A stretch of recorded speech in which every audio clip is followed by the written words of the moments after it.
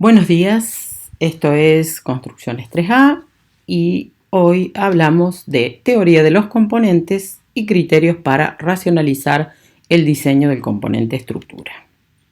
Bienvenidos entonces a una nueva charla, los que hacemos Construcciones 3A con nuestros adscriptos. Y para ello vamos a hablar primero de la evolución de los modos de construir. Y así decimos que los diferentes sistemas o modos constructivos que hemos estado estudiando, hablábamos del denominado tradicional, hablamos del racionalizado y del industrializado. Y decíamos que en este año nos abocamos a una escala mínima que arranca con los modos constructivos que denominamos racionalizados. Los clasificamos de acuerdo a diferentes parámetros, de acuerdo al lugar de producción, de acuerdo al tipo de elemento, a la conformación estructural, al peso, al material, al proceso de producción, a las uniones, a la combinabilidad de los elementos, al grado de industrialización y algún otro parámetro que permite agruparlo por características similares. Dentro de esa clasificación podemos profundizar en algunos que denominábamos industrializados, que son aquellos que se producían totalmente en una planta fija. Y existen en el mercado, en nuestro medio, diferentes formas de agruparlos y así encontramos algunos dentro de lo que se considera livianos, otros dentro de los pesados y otros que realizan algunos procesos in situ. Y tenemos entonces dentro de los livianos, vamos a ver que encontramos en el medio algunos que desarrollan paneles portantes, otros que desarrollan otro tipo de sistema estructural que son las estructuras independientes. Todo esto realizado en diferentes materiales, ¿no es cierto? Hormigones, maderas o metales.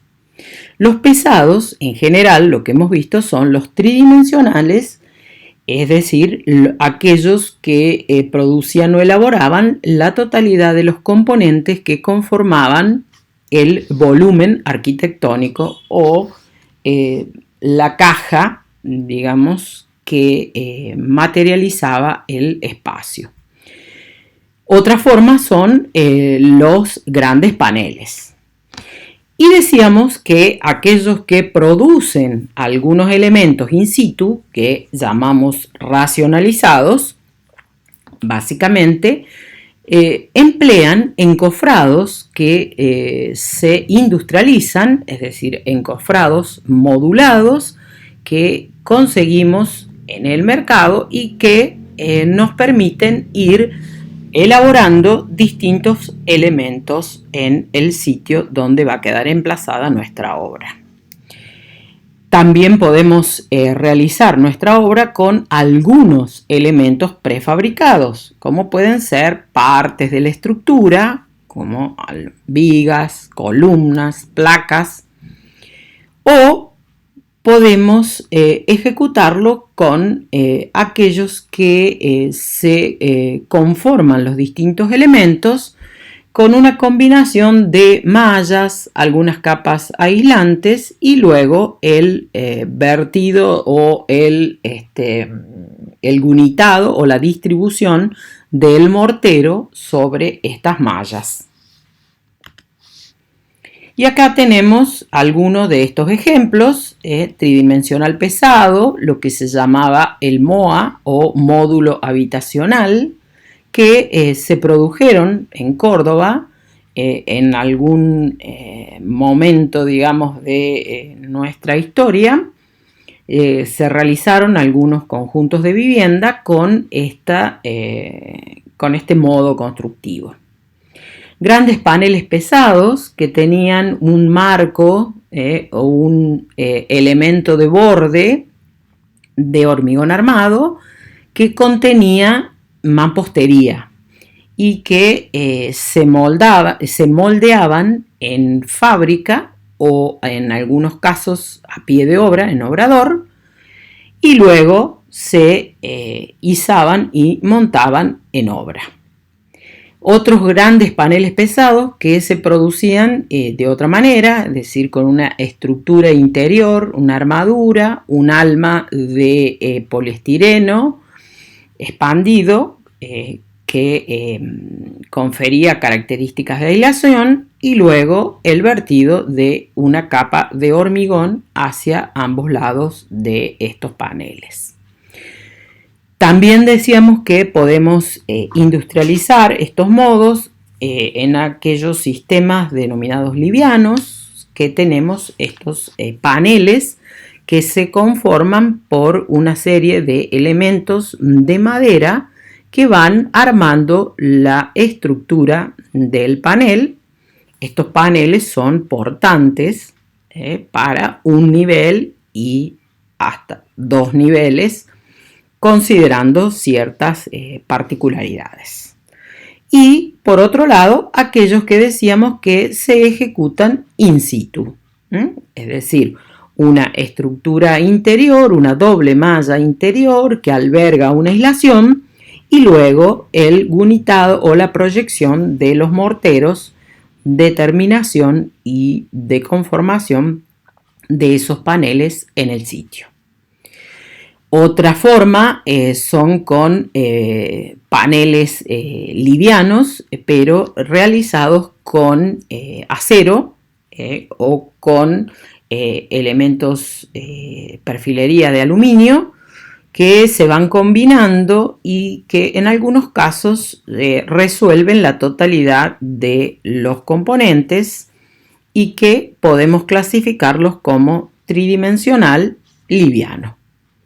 Y los más pequeños son aquellos que desarrollan panelería liviana, tienen menores dimensiones y tienen una conformación de poca, digamos, prestaciones como estructura. Dentro de los entramados, en general, estos los podemos encontrar clasificados como ejecutados in situ. Se va armando esta estructura lineal que se van superponiendo y van conformando los planos verticales y horizontales para la estructura portante y para la estructura soportada. Dentro de esta clasificación también encontramos aquellos que se hacen con grandes encofrados, en este caso los encofrados túneles, que conforman estructuras rectangulares que se moldea en una sola operación la cara, digamos, vertical o el elemento vertical de soporte y el elemento horizontal soportado o losa. Bien, en general decimos que los sistemas constructivos industrializados en realidad surgen masivamente en Europa, en la década de 1950, donde aparece la necesidad de industrializar la construcción de viviendas, reemplazando lo que era en la producción de vivienda, la mano de obra artesanal, por maquinarias y equipos utilizados por obreros que se especializaban en el manejo, pero que implicaba además un ahorro en tiempo, en costos, pero requería la instalación de una planta fija, es decir, una industria. Esta necesidad de industrializar tuvo diferentes motivos, o fue una congruencia de varios motivos. Algunos de ellos era que la calidad de las viviendas masivas, es decir, de la vivienda, de la gran cantidad de viviendas, era cada vez menor porque la mano de obra era ineficiente, era escasa, No existía en ese momento el oficial albañil, era un oficio que había decaído. Se utilizaban en su totalidad subcontratistas, es decir, se subcontrataba partes de esas tareas. Lógicamente había que trabajar a mayor velocidad y eso iba en detrimento de la calidad. No se cumplía con los plazos estipulados para las entregas de las obras.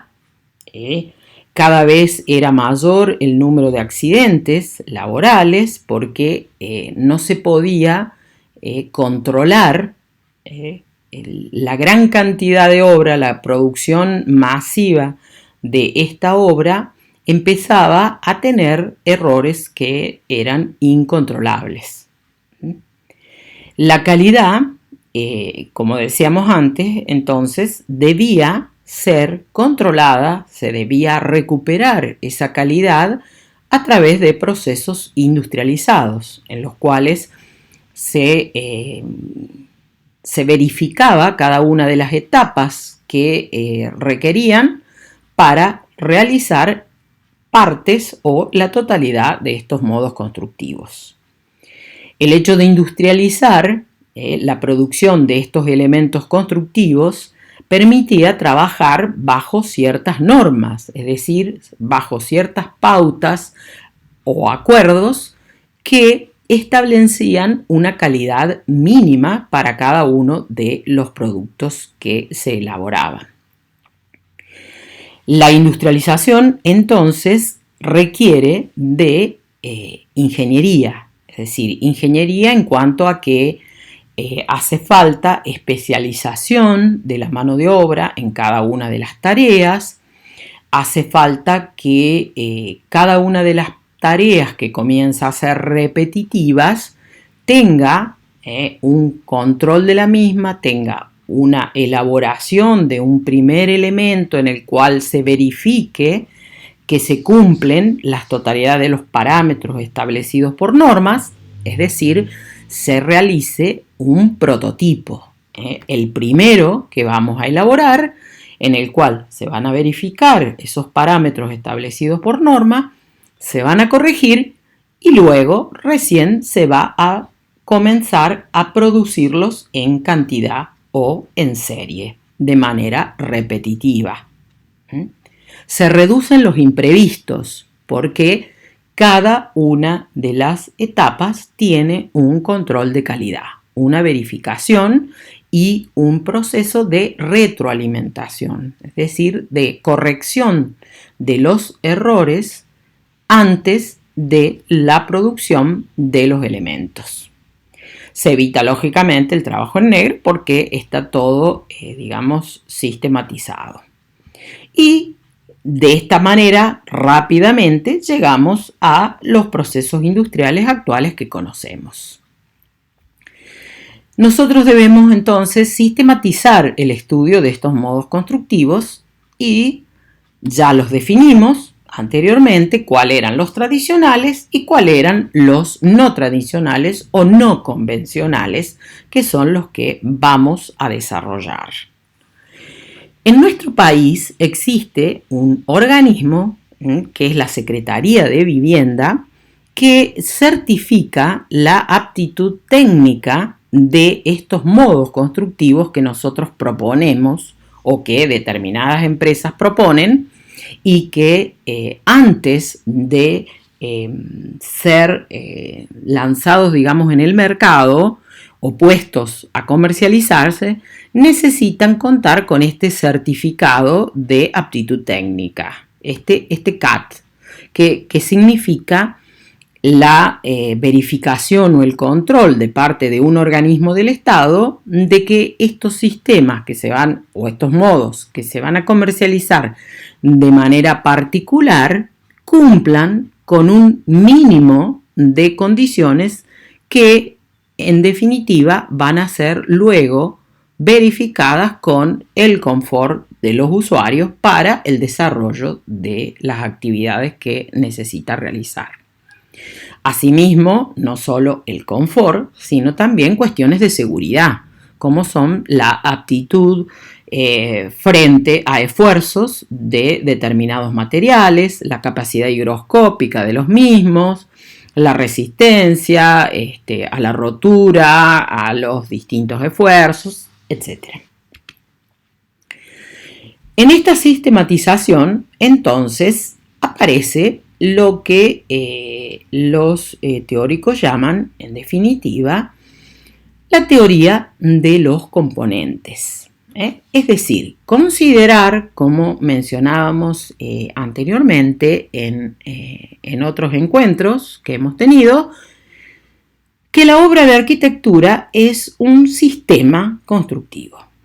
Un sistema, según la definición de la Secretaría de Vivienda, es un conjunto integral de materiales y elementos constructivos que se combinan según determinadas reglas para conformar una obra completa, que en algunos países llaman procedimiento constructivo y que nosotros en realidad le llamamos, en nuestra materia, le llamamos modo constructivo no convencional. Este conjunto de componentes constructivos se interrelacionan en esta obra para cumplir una función determinada. ¿Y cuál es esa función determinada? Es conformar o poder materializar o poder plasmar una obra de arquitectura con diferentes funciones, diferentes características formales, espaciales, etc. Es decir, conformar un hecho arquitectónico. Le llamábamos componentes o subsistemas a cada una de esas partes que integraban el sistema constructivo, es decir, la obra de arquitectura. Y la diferenciábamos o lo diferenciábamos a cada uno de estos componentes por su función. Y así reconocíamos estructura, envolvente, instalaciones y circulaciones. También dijimos que cada una de esas partes que conforman los componentes o subsistemas se llaman elementos. Y esos elementos son aquellas partes que dentro de cada componente cumplen a su vez una determinada función. Por ejemplo, perfiles, placas, bloques, vigas, columnas, etc., según de qué componente se trate. A su vez, no podemos confundir, por ejemplo, elementos de la estructura, como son el elemento viga, el elemento columna, el elemento placa lateral portante, no lo podemos confundir. Es decir, una viga no la confundimos con una columna. Los dos son elementos de la estructura, pero cumplen dentro del componente estructura una función diferente. Como cumplen una función diferente, los dos son necesarios, salvo que utilicemos otro tipo estructural.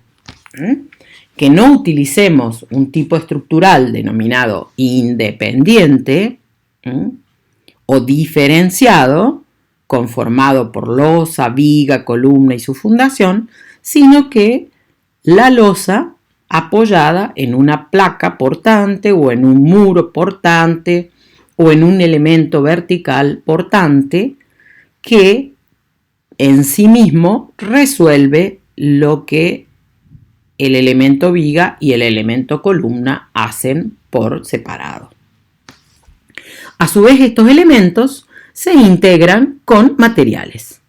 Material. El material es la materia prima, amorfa o conformada. Hay materiales simples, compuestos, etcétera, de diferente procedencia, que tienen en general diferentes tratamientos. En general son tratamientos de calor que producen o nos dan como resultado algunos de los materiales que nosotros conocemos, que manejamos en nuestro medio y que combinados de diferentes maneras o asociados unos con otros nos van a ir conformando los elementos.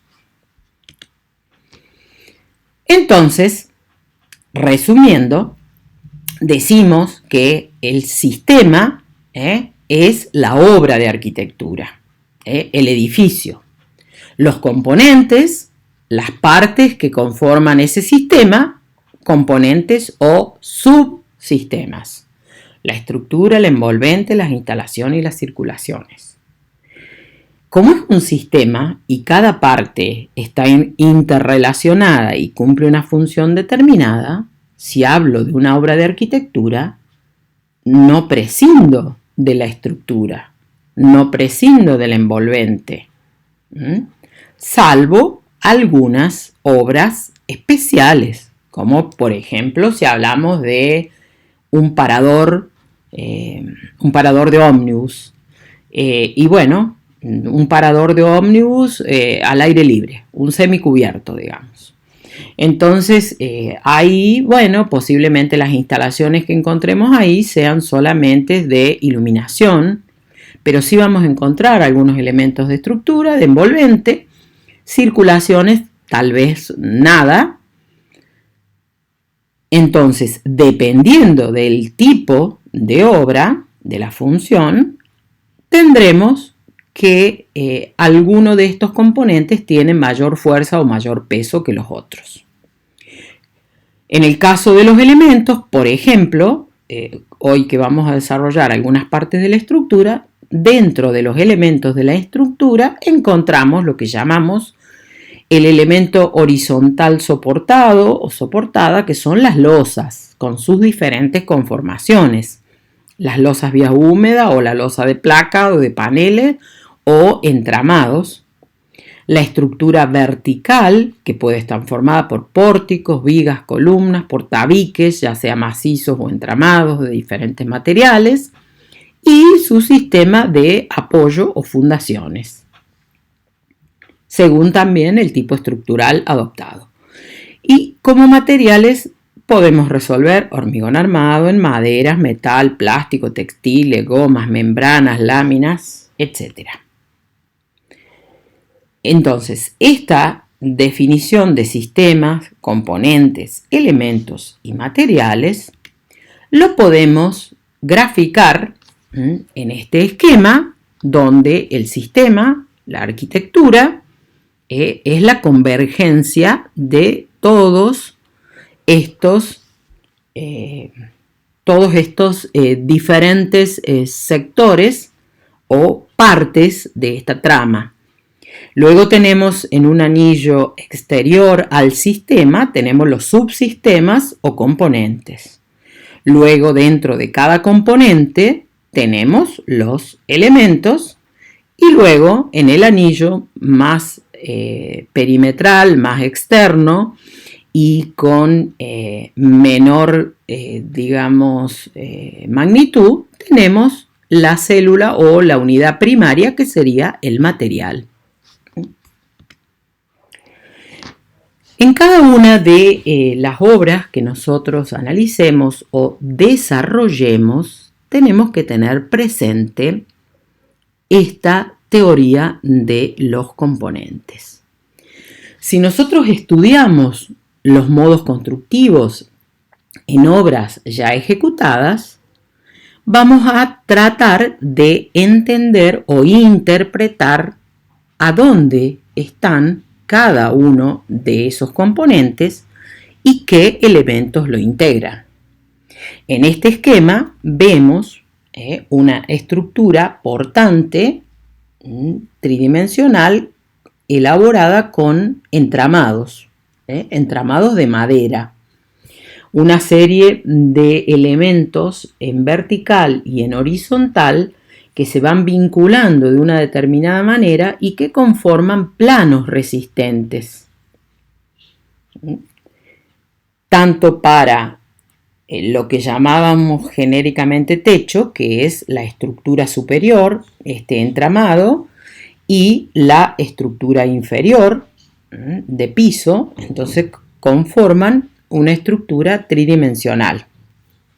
Luego, el componente envolvente, las capas que vamos adicionando a cada una de estas partes de la estructura y que cada capa va cumpliendo una función específica y van conformando la respuesta a el acondicionamiento de esa arquitectura.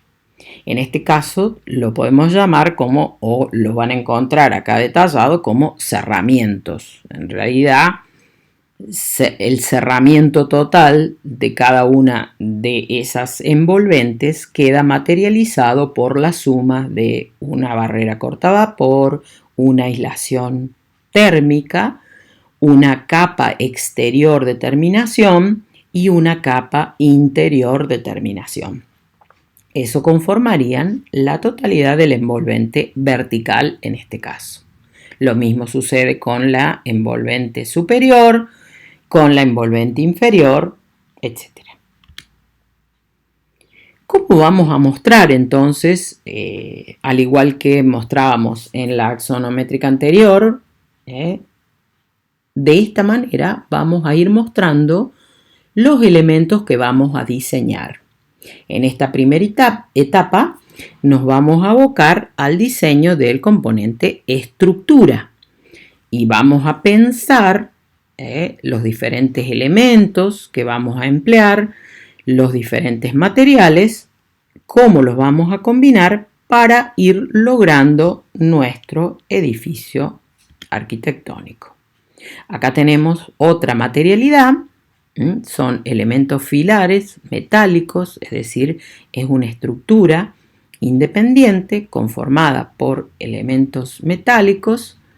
La estructura horizontal soportada, es decir, lo que llamamos genéricamente losa, está realizada por una losa de tipo steel deck, es decir, un encofrado perdido, una chapa que actúa como encofrado perdido, una malla de acero y un colado de hormigón, que dan la conformación y completan el esquema estructural. ¿Qué es racionalizar? Nosotros decimos que vamos a racionalizar el diseño de nuestro componente estructura. Y racionalizar, según lo indica el diccionario, es organizar la producción, organizar el trabajo, organizar las tareas que estamos realizando de modo que se reduzcan por un lado los costos o aumente el rendimiento, es decir, la productividad, con un mínimo esfuerzo, con la menor inversión posible. ¿Qué otras acciones vamos a realizar? Las estuvimos viendo en la otra clase, que debíamos hacer al tomar algunos criterios para racionalizar. Uno de esos criterios o acciones son simplificar, emplear la simplificación. ¿Y qué es simplificar? Es reducir la cantidad de variables de algo, la cantidad de variables de un producto. Por ejemplo, si decimos simplificación de medidas, significa que no voy a usar todas las medidas posibles, sino que voy a elegir o seleccionar algunas medidas. Por decir, voy a simplificar las medidas para establecer módulos en la estructura. Entonces digo que la estructura de apoyo va a estar colocada cada 3 metros, cada 6 metros, cada 8 metros, etc. Entonces reducimos la cantidad de variables de un producto. ¿Para qué? Para facilitar la producción en serie, cuando hablamos de industrializar algo, para obtener, por ejemplo, riqueza formal, a través de repetición de algo, para poder intercambiar, cuando hablábamos, recuerdan, de combinabilidad de elementos, que podíamos usar un elemento de un sistema y lo podíamos combinar con otro. Estamos hablando de que esos sistemas tienen una simplificación de medidas que hace que sea posible intercambiarlos. ¿Por qué? Porque están utilizando medidas patrones o medidas que se denominan módulos. Módulos. En mayor o en menor grado, es decir, múltiplos o submúltiplos, que posibilitan intercambiar un producto de un modo constructivo con otro. Y otorgar lo que llamamos esta multifuncionalidad o posibilidad de combinabilidad de elementos o de estos productos. Ahí van teniendo algunas referencias de algunas viviendas o de algunas obras que se han realizado en la historia por grandes arquitectos, donde podemos encontrar estos conceptos presentes. Unificación y tipificación. ¿Qué es la unificación? La unificación es fijar las características del producto, fijar el modelo, las dimensiones, la calidad, el nivel de terminación, el material, etc. Es decir, hacer que todo o la mayor cantidad de cosas se reduzcan a uno solo.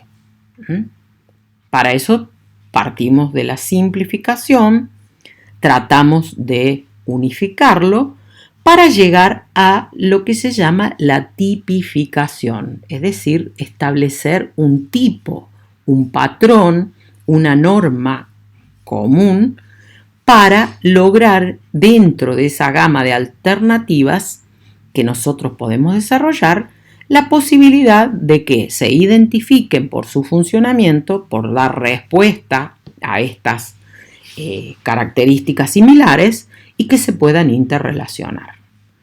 Dicho de otra manera, por ejemplo, la columna tipo redonda y está resuelta con hormigón armado, tiene esta sección, tiene esta altura, etc. Yo fijo todas las características que hacen a un producto y establezco entonces la tipificación de ese producto. Determino un tipo de producto. La modulación es la utilización entonces de esa medida o de esos elementos repetitivos que tienen similares características y que reciben, como decíamos antes, el nombre de módulo.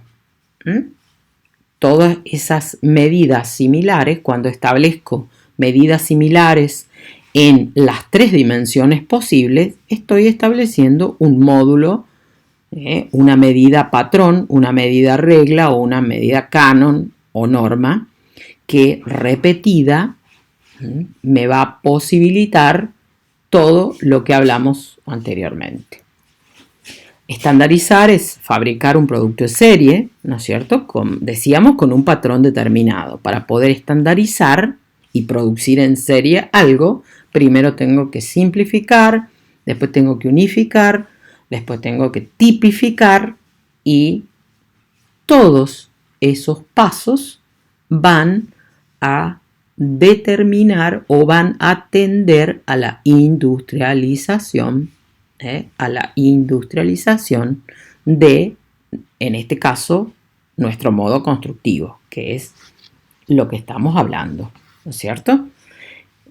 Cuanto más etapas de las que reconocemos en un proceso industrial adoptemos para la elaboración y producción de nuestro modo constructivo, más industrializado va a ser. Entonces, ¿qué criterios decimos vamos a tomar para racionalizar, en este caso, el diseño? Estamos en nuestro primer eje, que era la racionalización del diseño, del componente estructura. Acá hay una síntesis de lo que hemos visto de los 2 o 3 grandes tipos estructurales, que era el tipo de estructura independiente, el tipo indiferenciado y la combinación de ambos, que puede ser el mixto. Dijimos que ¿qué criterios vamos a utilizar? Primero, básicamente, tenemos que simplificar medidas. Si ustedes se fijan en todos estos ejemplos, hay una adopción de módulos estructurales, es decir, una medida para la situación de módulo estructural, es decir, para la distancia entre apoyo de elementos estructurales, que en este caso se ven columnas de hormigón en algún sector y columnas metálicas en otro sector, en este ejemplo que es una escuela en San Pablo. Esta simplificación de medida me va a llevar que la distancia entre columnas en un sentido va a ser la misma, en otro sentido puede variar, pero esa simplificación de medidas, esa utilización de esta medida de manera repetitiva para todos los módulos estructurales se basa en lo que se llama la coordinación modular.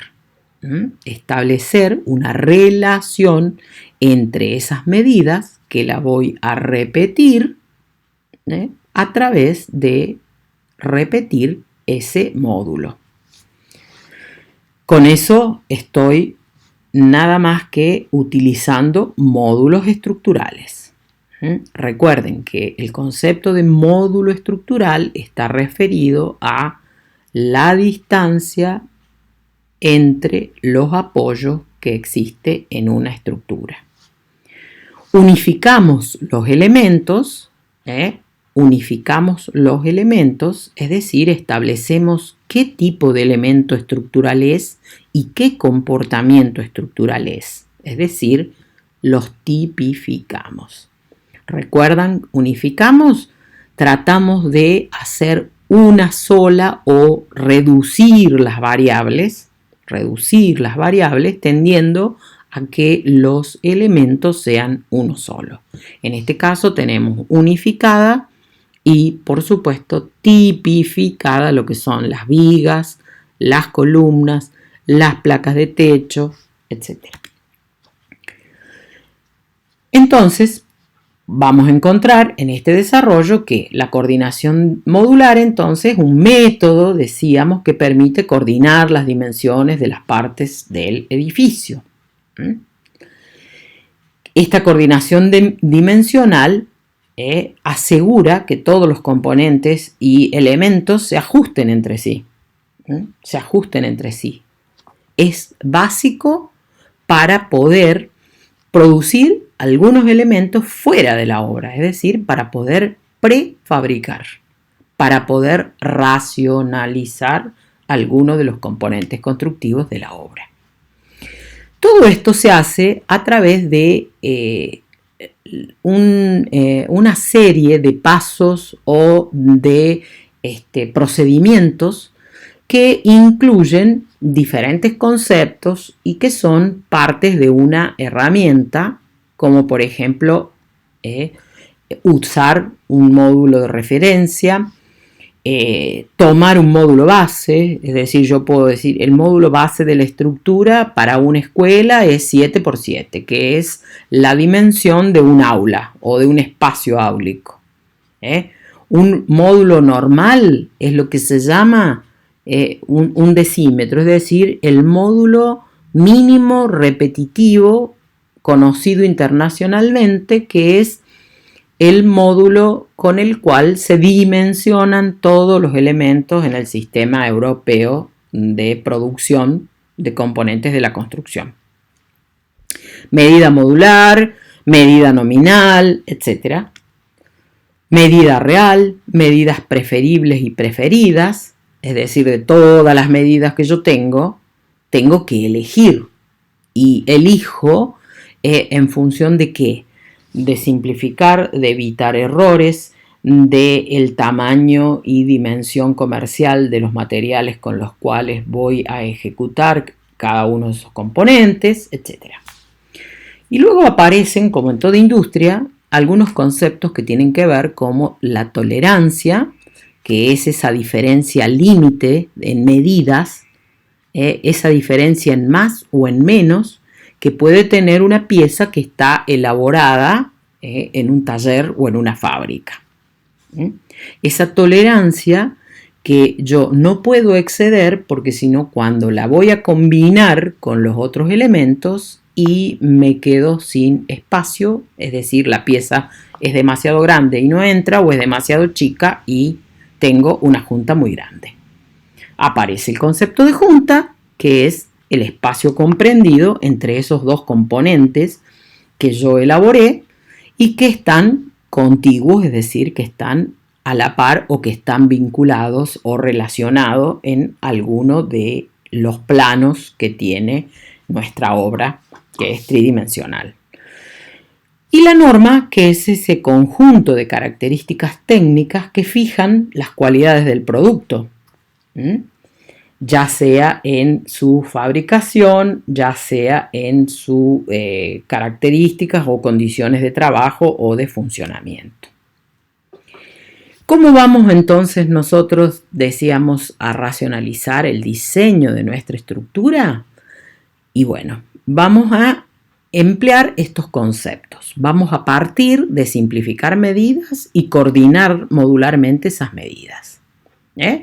Entonces, ¿cuáles medidas vamos a elegir? Aquellas que surjan de las necesidades funcionales, espaciales y de los materiales disponibles. O sea, no puedo establecer medidas solamente desde el punto de vista funcional o espacial, que por ahí a veces cuando empezamos nuestro proyecto desde el punto de vista de la arquitectura o de la materia arquitectura, donde uno dice, bueno, empiezo a organizar funciones, espacios, etc., está correcto. Ahí voy a obtener una serie de medidas que surgieron de esas necesidades funcionales y espaciales. Cuando asignamos materiales, cuando pensamos en el modo constructivo y asignamos materiales, tecnología y procesos, necesitamos combinar esas medidas funcionales y espaciales con estas medidas que le podríamos llamar tecnológicas. Y de ahí surge lo que se llama un módulo. No es otra cosa que una relación de medidas, esta retícula modular, porque, como les decía antes, es tridimensional, viene en dos direcciones en el plano y la tercera dimensión en el volumen. Esta retícula modular surge de combinar las dimensiones, como decíamos en el primer punto. Una vez que combinamos estas dimensiones, tenemos que ajustarla a los esquemas que habíamos planteado. Entonces obtenemos una medida modular o una retícula de base que me va a ordenar este diseño constructivo. ¿Cómo lo mostramos? Y tenemos que graficarlo en planta, en corte, en volumetría. Es este desarrollo que vemos aquí abajo, que son la estructura de la caja que vimos en el Palacio, digamos, de Gobierno, en la Casa de Gobierno de la ciudad de Córdoba, que tiene este desarrollo, este componente, estructura, en su aspecto vertical, tiene esta conformación. Está todo basado en una retícula modular que se estableció de acuerdo a diferentes parámetros. Si la vemos en vertical, tiene que ver con la altura de los niveles, de los pisos, de las aberturas, de los encofrados que se utilizaron, de la tecnología, de la imagen, etc. Y entonces graficamos este elenco modular de componentes. Aquí lo vemos en un ejemplo un poco más sencillo, donde vemos un módulo tridimensional.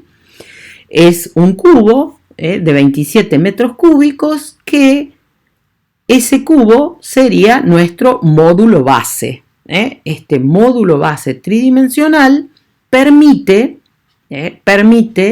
crecer adicionándolo en ambas direcciones y en altura, es decir, de manera volumétrica o tridimensional, y luego se desarma, quedando la estructura lineal que está incompleta cuando yo le saco los paneles porque no es estable, sino que es una situación transitoria que nos permite desarmar ese elemento y almacenarlo o disponerlo para ser usado de otra manera o en otro lugar.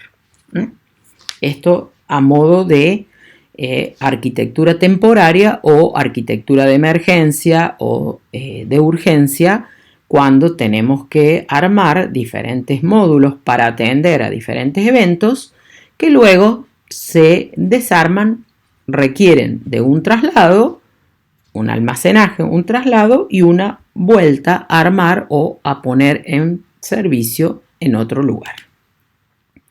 Aquí tenemos un poquito el concepto de módulo en relación al uso, a la función, al crecimiento de los usuarios que van a utilizar esa arquitectura.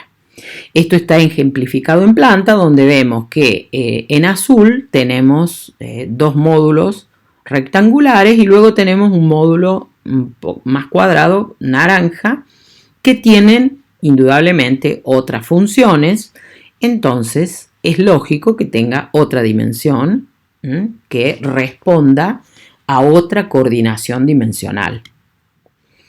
Este es un ejemplo, es una escuela en Montenegro de Silva y Saldaño, que fue ejecutada en el 2008 en Chile, y tienen el módulo base, es esta estructura tridimensional que se fue repitiendo en planta, conformando estas tiras cubiertas y una tira abierta, y así conformaron el total, digamos, del edificio.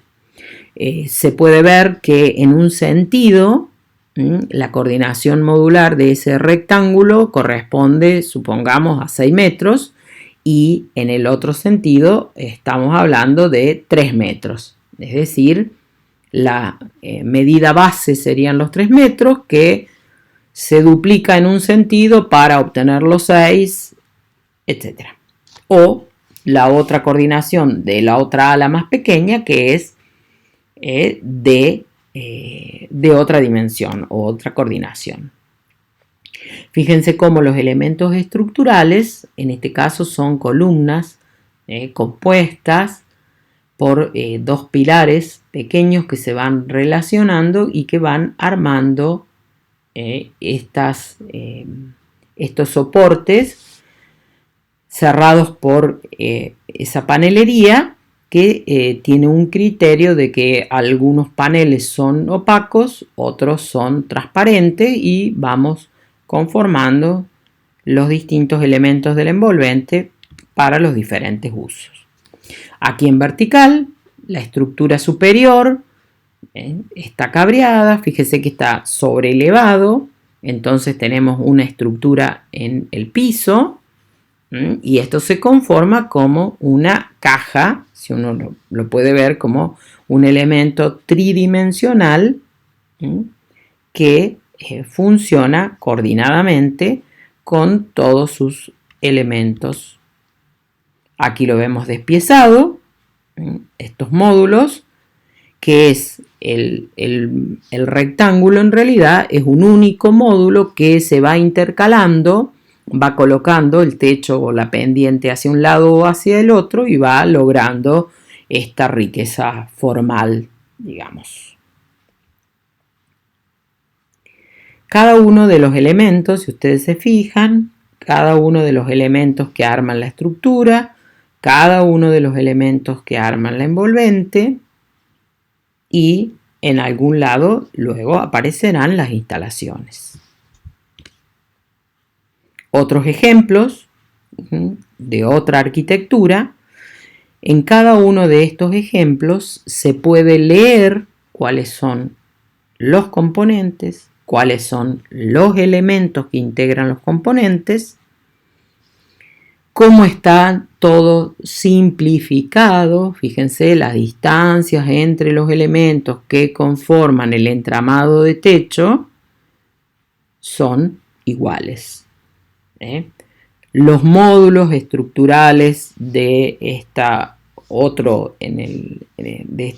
arquitectura en corte son iguales, coinciden el elemento de esa viga de doble curvatura con los parámetros, es decir, con los elementos de soporte, con las columnas.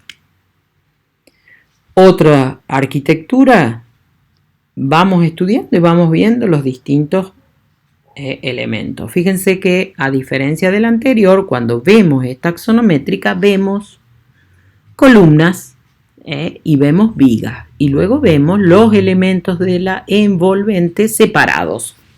¿Esto qué quiere decir? Y quiere decir de que estamos ante la presencia de una estructura independiente, ¿no es cierto? La función estructural está asignada a algunos elementos y la envolvente a otros. La envolvente a otros. Los elementos de viga están dibujados en lo que se especifica como estructura de bambú. Y luego todo esto se termina, digamos, de completar el funcionamiento de la estructura con esa cubierta de zinc. Acá tenemos donde vemos no solo esta relación de entornos y visuales, como dice, digamos, la presentación, sino que vemos cómo se van materializando los elementos de la columna. Fíjense, las columnas son una columna compuesta por 4 elementos que abrazan a las vigas, incluyen en su interior las vigas. Las vigas son una viga que tiene el cordón superior quebrado, un triángulo, y el cordón inferior recto. Y la distinta combinación de ese elemento que está totalmente tipificado, ese tipo viga, es la misma en todo el desarrollo del edificio. Acá tienen el elemento de techo. En la maqueta se ve cómo se completa esa estructura y ese funcionamiento. Aquí lo vemos. Los elementos del envolvente, esos enrejados, digamos, o esa cobertura de madera. Otro ejemplo.